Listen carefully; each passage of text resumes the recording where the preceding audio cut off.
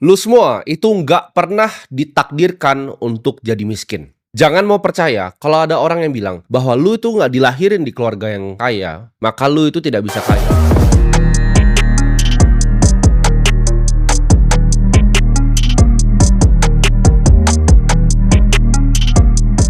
Yang gue paling senang dikasih di hidup gue adalah gue dikasih hidup yang seru. Dimana gue mulai semuanya sendiri, gue mulai semuanya dari nol. Gue mulai dari miskin gitu loh. Kalau gue dilahirin dari bapak yang kaya, mungkin Timothy Ronald yang lu lihat di sini tuh nggak seperti ini. Tidak ada nih orang yang ngomong sama lu di kamera ini kayak nggak ada. Kebanyakan anak orang kaya itu jadi pecundang, nggak jadi apa-apa. Duitnya banyak memang turun, tapi nggak jadi apa-apa. Dan akhirnya di generasi selanjutnya anaknya dia, uang bapaknya pun udah habis. Di sini gue pengen bukain semua mata lu tentang kebenaran kalau lu tuh nggak ada satupun orang dari lu di sini yang nonton ini itu dilahirin untuk jadi orang miskin. Mereka bilang hidup lu itu harus menderita, ya kan? Kalau dilahirin miskin. Mereka bilang uang itu langka, ya. Uang itu ditabung, uang itu langka, uang itu susah didapetin, hemat-hemat ya nak. Mereka juga bilang, ya mimpi lu itu ketinggian, jangan mimpi tinggi-tinggi. Ah mustahil lah lu bisa seperti itu. Ketika lu ungkapin mimpi lu ke teman-teman terdekat, ketika bahkan ke keluarga sendiri, mereka bilang jangan mimpi tinggi-tinggi nak, nggak mungkin jadi dia. Atau lu ketemu influencer yang bilang, oh tidak mungkin begitu, kita realistis saja. Mimpi lu ketinggian. Dan mereka selalu bilang satu hal, ya. Kebebasan tuh berbahaya. Ayo nak kita jadi PNS nak, ya biar dapat gaji tetap. Ayo kita kerja di karyawan. Ayo kita jadi direktur di perusahaan, ya. Direktur di perusahaan BUMN, enak nak. Dapat gaji, dapat tunjangan. Kita selalu diajarkan untuk tukar kebebasan kita hanya untuk gaji semata. Tapi gue di sini pengen bilang sama lu semua, itu semua yang lu lihat tadi, lu udah dilahirin dalam penjara kebohongan. Lu dilahirkan bahkan ke penjara finansial yang lu sendiri tidak bisa lihat. Dari lu bernafas saja, lu udah mewariskan hutang yang lu bahkan gak pernah minta. Ini adalah sistem yang rusak gitu. Sistem yang semakin keras lu bekerja, maka semakin miskin lu. Dimana semua ya hasil keringet lu bangun pagi, hasil keringet darah lu sendiri, itu akhirnya membusuk di tangan lu. Ketika lu bekerja untuk mendapatkan upah, upahnya sendiri itu busuk di tangan lu. Sedangkan mereka yang di sana, itu mereka cuma pencet tombol gitu loh, untuk cetak uang. Bahkan bukan cuma cetak ya. Uang yang beredar fisik itu sedikit sekali dibanding yang beredar dalam bentuk digit. Mereka tidak perlu cetak fisiknya kertasnya bahkan. Mereka tinggal input digitnya, kayak lu ngetik di notes HP itu. Sedangkan lu di situ kerja keras, mati-matian nabung sesuatu yang fana, lu bayangin nggak? Ini di sini gue pengen kasih lu gambaran sedikit. Ketika gue itu masih kecil, semua masalah yang terjadi di hidup gue itu karena satu hal, akarnya itu satu hal yaitu uang. Gue pas kecil itu selalu dengar orang tua gue berantem. Itu pasti kalau lu telusuri sampai ke paling ujung, itu pasti selalu satu hal, pasti uang. UUD ya gue sebutnya. Ujung-ujungnya duit. Lu perhatiin deh ya. Next time orang tua lu berantem, mau lu umur berapapun gue gak peduli. Next time ada lu berantem sama istri lu, anak lu berantem sama lu, itu pasti karena apa? Pak aku pengen beli mainan ini, enggak, jangan nak, jangan. Pak aku pengen nonton bioskop, hemat-hemat ya nak. Atau istri lu, sayang mau honeymoon ke sini, hemat-hemat ya. Semuanya ya, cekcok yang terjadi itu pasti karena uang. Karena dari dulu, dari gua kecil masalah sekolah itu jadi berantem. Oh bayar uang sekolahnya telat, udah berantem di situ. Oh ini biaya rumah sakitnya mahal. Itu udah semua jadi bahan berantem gitu. Waktu gua kecil gua nggak ngerti gitu. Kenapa hal ini tuh terus terjadi dan terjadi. Dan gua yakin lu ngalamin hal-hal yang sama. Gue mikir gitu, apa sih itu uang gitu? Kenapa gue nggak pernah punya cukup uang? Kok uang itu nggak ada gitu? Tapi ada orang yang naik Ferrari. Ini ada game yang berbeda yang dia mainin sama yang gue lihat di sini di depan mata gue sendiri. Gue lihat kok kerja keras kok tapi nggak cukup ya gitu. Gue waktu itu benci sama situasi yang gue hadapi di depan muka gue sendiri. Ketika semua masalah di hidup gue itu cuma ujungnya duit. Bahkan waktu itu gue mau ke rumah cewek, ya. Gue mau ke rumah cewek, itu kan gue naik ojek tuh. Dia anak orang yang menengah lah lumayan. Ada mobil gitu depan rumahnya. Karena gue naik ojek, gue harus berhenti di depan kompleknya. Gue berhenti di depan kompleknya, gue baru jalan ke dalam. Kenapa? Karena gue malu. Itu pun karena kenapa? Karena uang. Setelah gue sadar semua itu, ya semua masalah gue tuh masalahnya dari uang. Gue berjanji ke diri gue sendiri, gue akan selesaikan game ini. Dan karena gue fokus ya, dan mungkin karena gue dikasih kepintaran di atas rata-rata, gue berhasil menyelesaikan game ini itu di usia 21-22 tahun. By umur gue 22 tahun, gue sudah tidak perlu bekerja ya 1 jam pun di hidup gue sampai gue mati. Gue sudah pensiun. Umur 22 tahun Timothy sudah pensiun. Gue punya uang yang cukup ya, gue punya eternal fund yang cukup yang udah gue hitung. Itu kalau cuma returnnya 7% ya gue udah hidup sampai anak gue sampai cucu gue. Gak usah pernah ada yang kerja. Bahkan anak gue tuh udah gak usah pernah kerja dari gue umur 22 tahun. Akhirnya ketika gue udah ngeliat ini semua, ketika gue udah sampai puncak yang paling tinggi, gue melihat semuanya dengan jernih. Oh bahwa uang itu bukan datang ke yang paling bekerja keras loh, tapi uang itu selalu datang ke yang ngakalin sistemnya. Yang kerja keras, apakah gue ngomong sih gue paling kerja keras? Ya gue lumayan kerja keras. Tapi kalau tanya gue yakin nggak gue paling kerja keras dibanding kayak buruh pabrik? Gue yakin kerjanya lebih keras, lebih sulit, ya, lebih capek. Ada masih banyak itu yang bikin pipa di bawah air. Itu kerja lebih keras dari gue, lebih sulit. Gue juga jadi lihat gitu, kalau memang uang itu hanya karena value creation, value yang diciptakan ke masyarakat, kenapa para bandit, mafia, dan koruptor itu kaya semua? Kan mereka sebutannya value detractor. Mereka ngambil value dari dunia ini. Di situ gue sadar, memang ada yang ciptain value, ya, ada yang bikin perusahaan seperti BYD, ada yang ngerampok juga, ada mafia juga, yang sama-sama dua-duanya bisa kaya. Uang itu ternyata jauh lebih kompleks dari yang gue bayangin. Tapi satu yang gue tahu, ketidakadilan ini secara sistematis dan masif. Mereka udah cuci otak lu dari lu sangat masih kecil. Suruh nabung, suruh percaya sama uang kertasnya. Dari pelajaran ekonominya, semuanya itu udah dirancang. Ini sangat sistematis desainnya. Dan ketika gue sadar sama semua hal ini, gue bersumpah sama diri gue sendiri, gue bukan cuma mau jadi pemain game yang menang sampai di high score paling tinggi. Tapi gue pengen hancurin semua sistemnya dan tulis ulang aturannya. Itulah kenapa kamera ini nyala. Karena kamera ini nyala bukan gua untuk menangin high score-nya. Charlie Munger udah bilang kok, lu kalau belajarin gimana cara bikin kertas ya, aset paper, itu jadi aset paper lagi. Lu akan jadi orang kaya banget, tapi lu jadi orang yang tidak berguna gitu. Gue bisa aja matiin ini semua, terus jadi orang tidak berguna itu gue fokus aja sendiri di kantor gue sini kayak orang tolol. Tapi kenapa gue nyalain kamera ini? Karena sumpah gue itu bukan cuma untuk menangin gamenya, tapi untuk hancurin sistemnya dan tulis ulang gamenya. Aturannya mau gue tulis ulang. Maksudnya apa? Lu pada bingung. Lu mungkin kira gue adalah orang yang gila. Tapi lu coba dengerin gue dulu. Raja pada zaman dulu, mereka dapat uang dari mana? Mereka pajakin rakyat, kan? Mereka dapat uang. Uangnya dalam bentuk apa? Emas. Ya, perhatikan. Raja Salomo dulu, raja paling kaya yang pernah hidup di bumi ini. Itu uangnya dari emas. Apakah Salomo perlu berinvestasi? Jawabannya tidak. Dia tidak perlu berinvestasi, ya. Dan yang dia kasih upahnya, yang bekerja sama dia, misalnya dia beresin kereta kudanya, itu dikasih kepingan emas. Apakah yang kerjanya beresin kereta kuda itu harus jadi investor? Pakai kepingan emasnya? Enggak, karena kepingan emasnya itu sama. Emasnya itu scarce dan desirable. Semua orang pengen emasnya, itu sulit untuk didapatkan. Jadi kalau lu punya profesi di zaman dulu, lu mau raja, lu mau tukang benerin kereta kuda, lu mau jadi koki, semuanya itu dapat emas yang emasnya sama. Emasnya ini nggak perlu diapa-apain lagi, bisa disimpan di bawah bantal. Karena akhirnya emas itu jadi langka, para bankir-bankir di zaman Eropa ini mikir, ya, karena bisa dirampok nih kalau pakai emas, mereka bikin IOU, kertas yang bukti kepemilikan emas. Nah, ini jadi sistem sekarang sampai 1971. Jadi ketika kertas itu diperdagangkan, itu kan janji bahwa kertas ini memiliki emas di bank kan. Kertasnya ini adalah hutang, ya. Jadi ini udah masuk ke sistem setan riba. Jadi kertasnya sendiri adalah udah riba. Udah tidak ada value-nya. Dibilang karena janji doang ada emas. Tapi kalau kita fast forward ke 1971, Nixon tuh lepas gold standard. Ini bahkan kertas tadi yang dijanjiin emas itu udah nggak ada emasnya lagi. Jadi semua kertas yang lu punya di rumah itu udah nggak ada emasnya lagi. Yang lebih parah lagi sekarang cuma digit, ya kan, di rekening lu. Digit, nggak perlu dicetak lagi bahkan. Ketik aja udah. Disinilah menurut gua perbudakan sebenarnya itu dimulai. Bukan zaman dulu. Zaman dulu semua orang dapat upah yang fair.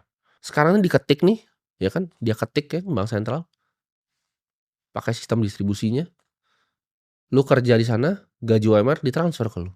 Diketik bahkan.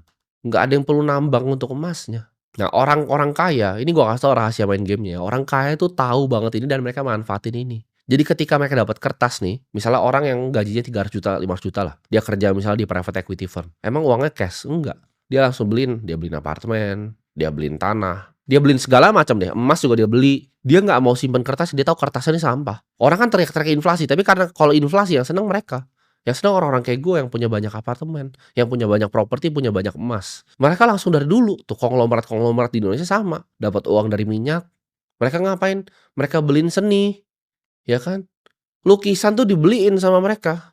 Sampai harganya jadi nggak wajar. Karena lukisan tuh masih lebih berharga dibanding kertas. Lukisan old masters yang di Indonesia tuh lebih berharga dibanding uang kertas bagi mereka. Nah, lu orang-orang miskin nggak paham. Lu nabung di celengan ayam yang diajarin. Disuruh nabung, disuruh kerja yang rajin terus nabung.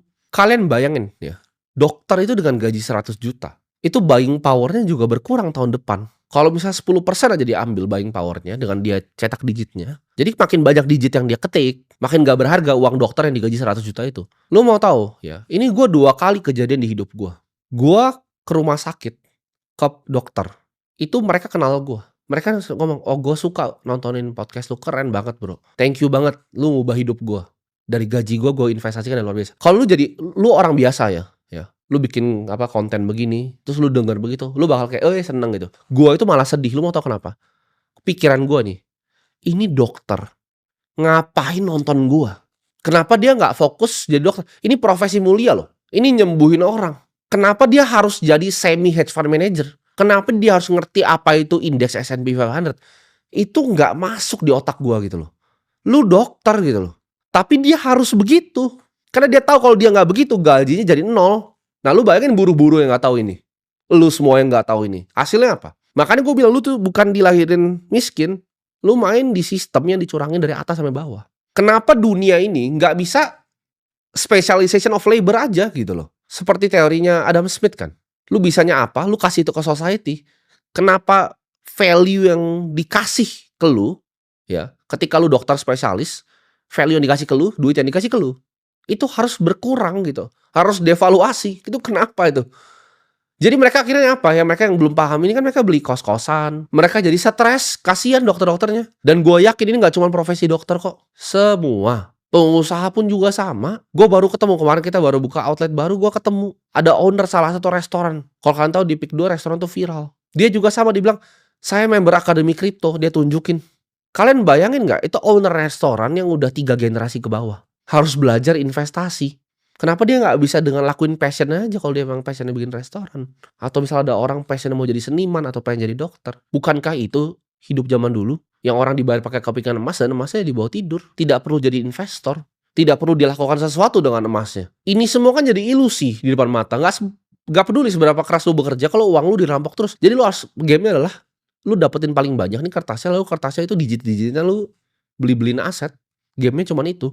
Yang nggak main begitu, yang nggak bisa main begitu, asetnya tambah tinggi ketika dia mau sewa untuk rumah untuk kebutuhan hariannya dengan gaji UMR-nya, semuanya makin tinggi itu. Jadi ini nggak bisa keluar perangkapnya. Masalahnya cuma di sistemnya menurut gue. Di situ gue sadar ketika gue liat dokter-dokter itu, gue kasihan. Gue harus tinggalin dunia lama ini. Lu semua harus tinggalin dunia lama ini. Gue punya mimpi untuk mengubah masa depan dari sistem keuangan, di mana uang itu akhirnya fair lagi seperti emas zaman raja zaman dulu. Uang yang dipakai itu adalah uang yang fair, uang yang sama. Kalian tuh bekerja untuk sampah. Orang kaya bekerja untuk sampah. Tapi sampahnya orang kaya itu ditukar jadi properti. Ditukar jadi jam tangan mewah. Lu semua yang nonton ini nggak paham. Kenapa jam tangan tuh ada yang harganya seperti ini, 2,5 miliar, 3 miliar. Orang miskin itu kira orang kaya pakai ini untuk flexing. Enggak. Ini store of value kita. Karena banyak sekali yang pengen. Di dunia banyak sekali yang mau. Coba gua tantang lu sekarang ya. Lu punya duit. Lu coba belilah lukisan Avandi. Sulitnya minta ampun, lu mau galeri dari Bali sampai Singapura itu banyak sekali yang palsu. Karena orang kaya itu selalu cari scarce desirable asset. Zaman dulu rumah 1 miliar di otak lu itu kayak istana, sekarang rumah 1 miliar tuh kayak sampah. Sampah di pinggir Jakarta itu rumah 1 miliar tuh nggak ada yang mau rumah 1 miliar. Tapi dapetin 1 miliarnya sama susahnya. Nah, ngerti gak lo? Dulu rumah 1 miliar tuh besar, ya kan? Gajinya sama nih 3 juta nih. Buat dapetin 1 miliarnya nih sama susahnya, tapi lu dapet rumah yang lebih sampah, kan itu bangsat sistemnya. Lu dari sekolah tuh diajarin buat apa? Jadi budak untuk nurut, ya. Nurut ya, dicetak digitnya, nurut ya sama bel. Tapi nggak ada yang pernah mau dengar ketika gue ngasih tahu hal-hal seperti ini. Lu nyimpan uang capek-capek, nabung hanya untuk melihat itu semua hilang. Apalagi lu mau tahu nggak yang paling sedih itu apa? Orang yang nggak paham investasi. Dokter yang nggak paham bahwa beating the market itu susah. Mereka mikir mereka bisa stock pick untuk ngelawan gitu kan indeksnya Indonesia dengan stock picking saham yang murah gitu kan, diajarin sama influencer. Akhirnya malah duit yang 100 juta tadi yang harusnya diekspektasi 110 juta itu jadi 80 juta. Dia beli kertas, salah investasi atau dia beli kos-kosan yang salah, dia salah hitung, ditipu sama orang, ditipu sama agentnya, ditipu sama tempatnya di situ. Akibatnya apa? 100 juta yang mau jadi 110 itu turun jadi 80. Uangnya lebih cepat hilang lagi. Dan lu semua yang gaji UMR soal investasi jadi hedge fund manager, hilang semua duitnya akhirnya. Gue paham betul kok ya, para mafia uang itu pasti nggak suka gue bikin video seperti ini. Para sindikat global tuh yang gue nggak bisa stop tuh pasti nggak suka gue bikin video kayak gini. Tapi tenang aja, gue punya sesuatu di belakang gue. Di belakang gue itu adalah waktu yang mereka tidak punya. Kenapa akhirnya gue desain untuk bikin nyalain kamera seperti ini? Gue tuh orang yang pikir sangat panjang. Gue selalu main 10 langkah ke depan. Apakah ada yang gak suka gue bikin begini? Mereka lah pasti, yang sindikat ini yang bikin ini. Tapi apakah gue takut? Enggak, aman. Kenapa? Karena di belakang gue ada waktu. Suatu saat mereka semua akan mati. Jadi untuk mengganti kekuasaan itu tidak perlu diambil langsung. Untuk ngubah gamenya, gue gak perlu langsung dobrak gini. Biarin aja dulu begini, gak apa-apa. Tapi di saat mereka semua ini sudah mati, ya sama waktu, matinya sama waktu bukan sama gue. mati sama waktu. Dan gue yakin teknologi biotech itu nggak akan secanggih itu, mereka udah tua semua, gue tahu. Ini bakal mati di generasinya. Makanya kadang gue bikin video-video seperti ini, gue nggak ngomong ke semua generasi. Sorry nih buat yang 40-50. Gue lebih pengen ngomong ke yang 15, 20, 25. Karena ini akan jadi generasi yang bareng gue dan gantiin depannya. Ketika ini udah depannya sama, kita punya konsensus yang sama, uang yang sama yang kita mau pakai itu mati semua. Ketika generasi ini udah jadi generasi penerus, ya, gue akan di situ bikin sistem moneter yang fair. Uangnya tuh nggak bisa cetak sembarangan, uangnya fix. Dan kalian semua udah tahu uangnya di sini apa. Jadi Bitcoin untuk gue itu nggak cuma sekedar investasi, tapi alat untuk mengubah ini semua. Sistem moneter yang benar-benar fair dan adil. Nanti balik lagi, persis kayak emas. Lu merasa aman kan sekarang di pekerjaan lu, karena lu digaji secara bulanan. Lu itu selalu disuruh diam dan bersyukur, ya kan? Oh, jangan berisik-berisik ya. Kamu diam aja ya, bersyukur ya dengan hidup yang kamu punya. Lu disuruh jadi orang biasa. Ah, mimpi lu ketinggian, dibunuh mimpi lu. Janganlah mimpi tinggi-tinggi, masa mau punya mobil sport. Jangan. Bersyukur ya, bersyukur. Realistis aja yuk, realistis yuk. Lu dari 0 ke 10 juta aja sudah hebat kok kamu. Yeay, sudah hebat. Mimpi lu diketawain ya, seolah itu tidak mungkin. Gue pun juga sama kok. Kalau gue cerita dulu mah, orang-orang ketawain gue gitu. Ya, keluarga sendiri, semua ketawain gue. Karena sistem ini takut ya ketika orang-orang seperti gue itu bangun. Jadi setiap kali lu denger di kuping lu ya, ada kayak norma sosial, gue tuh selalu ngomong apa yang gue mau. Gue gak peduli orang gak suka sama gue. Kan itu alasannya gue jadi kaya in the first place kan. Ada orang nih tersinggung dengan apa yang gue ngomong, ya lu mati aja. Gue peduli setan lu hidup atau enggak. Mau orang bilang itu temen lu, bukan temen lu, gue gak butuh gitu. Gue bener-bener gak butuh. Mereka takut banget ada orang-orang baru kayak gue bangun. Kenapa? Karena ada 100 lagi kayak gue. Dari kali nih, makanya gue suka ngomong kayak 15, 16, 17, 18. 100 lagi orang kayak gue. Sistem yang mereka bangun, ini akan kita hancurin ke tanah nanti. Coba pakai rasa sakit yang ada dalam hati lu. Untuk ubah lu jadi orang yang disiplin. Stop maki-maki orang yang lu gak kenal di internet. Dan mulailah bikin suatu karya. Lu stop scrolling gak penting dan mulai belajar. Mereka pengen lu ke distraksi ya. Mereka gak mau lu lihat kebenaran. Mereka kasih lu berbagai macam video-video gak penting. Nih. Contoh lu buka YouTube aja, lu klik di kanan tuh kan semua tuh. Nah itu isi mungkin gak penting tuh. Kenapa? Karena gue tahu gitu. Ketika gue buka YouTube gue ini peduli sama kalian. Gue buka audiens gue liatin loh channel yang lu pada nonton tuh. Gue langsung tahu gitu loh kualitasnya gimana. Mereka itu lemparin dopamin ke lu ya kan. Dopamin dilemparin. Ayo hutang yuk, berhutang yuk KPR, yuk. Kredit mobil, ayo kredit mobil. Murah nih promo kredit mobil. Mereka lemparin juga keraguan di hati lu. Apakah aku bisa ya? Apakah gue bisa? Mimpi gue ketinggian. Karena kalau gue bilang tadi, lu bangun bareng, lu semua nih bangun bareng nih, mereka yang jatuh. Gue harus kasih tahu dulu ya. Gue bukan di sini untuk motivasi ataupun inspirasi lu. Gue benci banget orang bilang itu. Motivasi enggak. Motivasi itu besok bisa hilang. Gue di sini untuk bukain mata lu terhadap apa yang benar dan apa yang salah. Gue buka mata lu terhadap kebenaran. Itu aja. Gue gak perlu motivasi lu kok. Gue di sini untuk patahin rantai yang selama ini ada di leher lu, tapi lu gak sadar kan rantainya ada. Dan gue di sini ya ada untuk nyalain api yang udah lama padam di hati lu. Lu harus inget siapa diri lu sebenarnya. Inget mimpi-mimpi masa kecil lu tuh masih ada gitu loh. Lu mungkin pas masih kecil HP lu ya, itu lu kasih wallpaper mobil. Sekarang lu hapus karena mimpi ketinggian. Lu turunin mimpi lu. Dari Ferrari tadi ke BMW seri 3 aja wallpapernya. Ketika lu berjanji gitu loh. Suatu saat ibu lu apapun yang dia mau ya lu kabulin. Gue lihat banyak kesedihan di dunia ini ya, terutama di orang kaya. Lu mau tau apa yang mereka semua paling iri dari gue? Gak semua orang ya sempat ketika ibunya masih hidup itu ngeliat anaknya sukses. Banyak yang gak bisa ngasih hal seperti itu ke ibunya. Dan gue bersyukur ya nyokap gue itu masih ada dan gue bisa bahagia di saat dia masih ada di sini. Kalian tuh nanti banyak yang gak punya kesempatan ini, apalagi setelah 2030. Orang tua lo ada, tapi dia cuma lihat lu sebagai anak yang gagal. Anak yang gak berkontribusi apapun ke dunia ini. Cuman jadi orang biasa. Gue mendingan jadi orang miskin. Gembel sekali pinggir jalan dibanding jadi orang biasa. Lu suruh gue mungut jualan tisu di pinggir jalan. Atau lu suruh gue ke kantor naik LCGC. Gue mendingan mungut tisu, gue tawarin di situ. Lu harus takut untuk jadi orang biasa. Gue lihat banyak sekali, bahkan teman-teman gue sendiri, orang-orang kaya yang menderita. Kenapa? Karena mereka gak pernah sempat dalam hidupnya orang tua aja ngeliat mereka sukses. Suksesnya telat umur 40. Telat umur 50. Bahkan teman-teman gue sendiri banyak. Lu semua di sini ya, gue gak minta lu untuk ikutin gue. Tapi gue minta lu semua di sini untuk bisa suatu saat nanti jadi lebih dari gue. Dan semua anak-anak muda di sini ya, gue itu cuman sebagai pengingat. Revolusinya itu ada di tangan lu semua. Dan ingat ya, terakhir, lu itu gak pernah ditakdirkan untuk jadi orang biasa-biasa aja.